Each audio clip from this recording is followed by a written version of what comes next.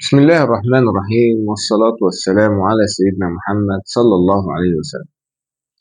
في موضوع وأسئلة كتير جدا حول استلام الصغار وحق الحضانة للأم أو الجدة لأم بعد زواج الأم. من حق الأم إن هي بدل ما ترفع دعوة والدعوة تاخد وقت، إنها تقدم طلب مستعجل للنيابة باستلام الصغار لو حد خدهم منها.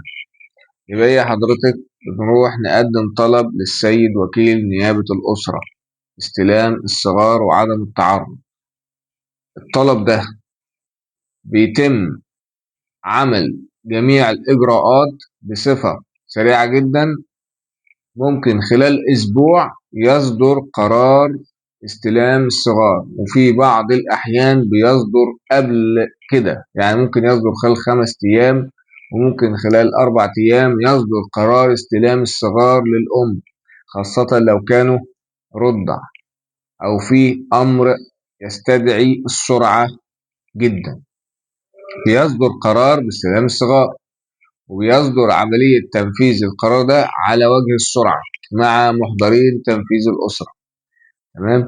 وبنقول دايما كل ما كان في معلومة ان هي تساعد في عملية التنفيذ على مكان الأولاد ومكان تواجدهم بيكون أفضل بالنسبة للجهة القائمة بالتنفيذ، سواء معاون التنفيذ أو الشرطة.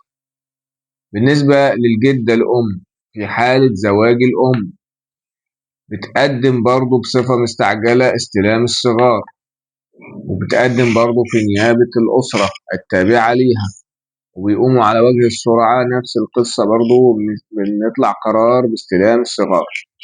طيب، النفقة، الأم حتى لو مطلقة لها نفقة للصغار. أيوة، في نفقة للصغار، نفقة الصغار بأنواعها، وبدل فرش وغطا، ومصاريف التعليم، وفي أجر مسكن وحضانة.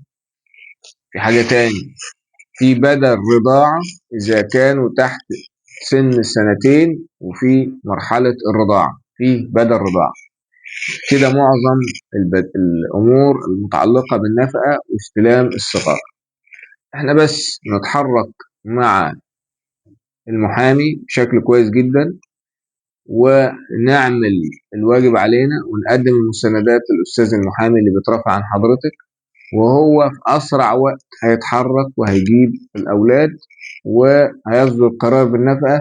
مسألة التنفيذ النفقة في أكتر من إجراء لتنفيذ النفقة، بننفذ عن طريق المحضرين، وفي تنفيذ عن طريق بنك ناصر، وبعض المصالح الحكومية والشركات الخاصة بيكون لها دور في تنفيذ الأحكام.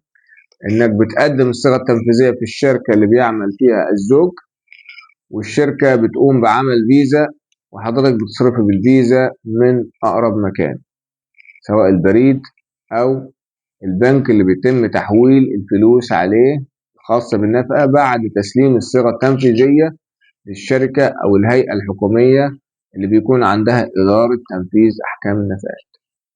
ده مجمل الموضوعات اللي بنتسأل عنها، وحبينا نلم كل الأسئلة اللي بتطرح من خلال الاتصال أو السؤال المباشر لكل الناس اللي بتسأل. وشكرا لحضراتكم، والسلام عليكم ورحمة الله وبركاته.